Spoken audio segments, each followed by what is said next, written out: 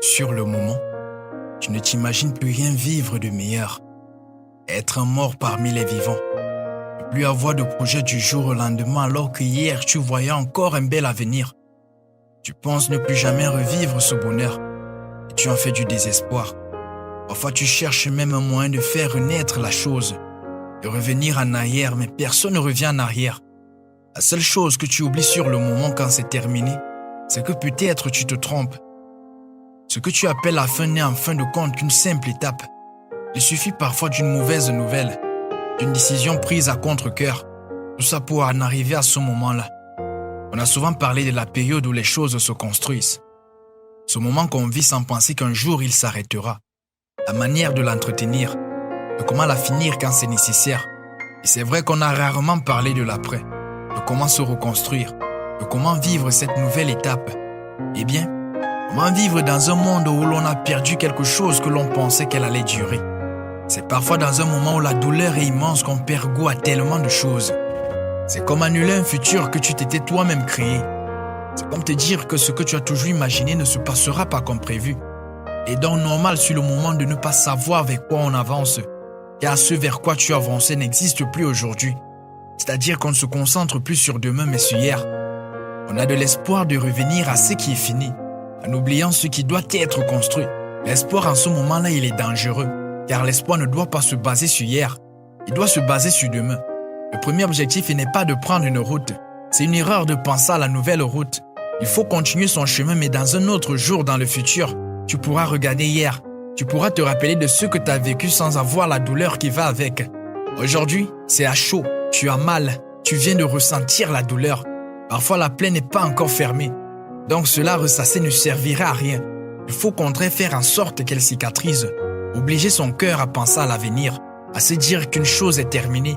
Il n'y a pas de retour en arrière, mais il y a une avancée qui nous attend. Il faut se détendre, il faut se dire qu'on revient à la case départ, qu'on revient en arrière. En fin de compte, c'est là que ça commence. C'est quand il y a un vécu qu'on apprend à savoir qui l'on est. C'est quand on est tombé que l'avancée peut se faire. Aucun d'entre nous n'a appris à marcher sans être tombé. Et c'est quand on a pu prendre les décisions qu'il faut qu'on construise. Les meilleures briques, elles ne sont pas toujours celles de la première construction. C'est parfois celles de la reconstruction, car elles bâtissent sur les failles d'hier. Elles nous renseignent sur pourquoi la première n'a pas tenu. Et aujourd'hui, il y a de nouvelles règles, celles qu'on n'a pas utilisées hier. On devient chaque jour une meilleure version de nous-mêmes parce qu'il y a le vécu qui va avec. Donc dire d'un vécu qu'il ne nous plaît pas, qu'il nous fait revenir en arrière, c'est faux. Il nous fait mieux avancer. Le tout, c'est de le comprendre. Il est tout à fait normal, et même moi comme vous, lorsque quelque chose de triste nous touche, de ne pas avoir une raison, surtout quand on est seul à essayer de la retrouver. Car on ne réfléchit pas avec la raison, mais avec la tristesse du cœur. Donc la possibilité de trouver de l'espoir est minime. Cela n'empêche pas que la réalité est ailleurs. Il faut vite remettre les choses à leur place. Tu ne dois pas te raccrocher à ce que tu as perdu. Tu dois t'accrocher à ce que tu vas prendre. Te convaincre à 100% que c'est fini. Car aujourd'hui, tu es convaincu avec des larmes. Mais demain, tu en seras convaincu sans celle-ci. Tu ne fais que repousser la douleur et la tristesse. C'est pourquoi il existe des gens que même après des années n'arrivent plus à avancer car ils se ressassent. Car là, leur avancée est bloquée. Ils vivent sur le passé. Ce qu'on appelle le deuil, c'est ce moment de tristesse qu'on se donne à nous-mêmes pour accepter la situation. Il permet en fin de compte de savoir avancer. Si tu acceptes les choses de la vie, ce qui va arriver sera obligatoirement meilleur. Et si tu en tires les leçons, que tu sais désormais ce que tu veux, tu prennes en compte ce qui n'allait pas pour le transformer en quelque chose de bien.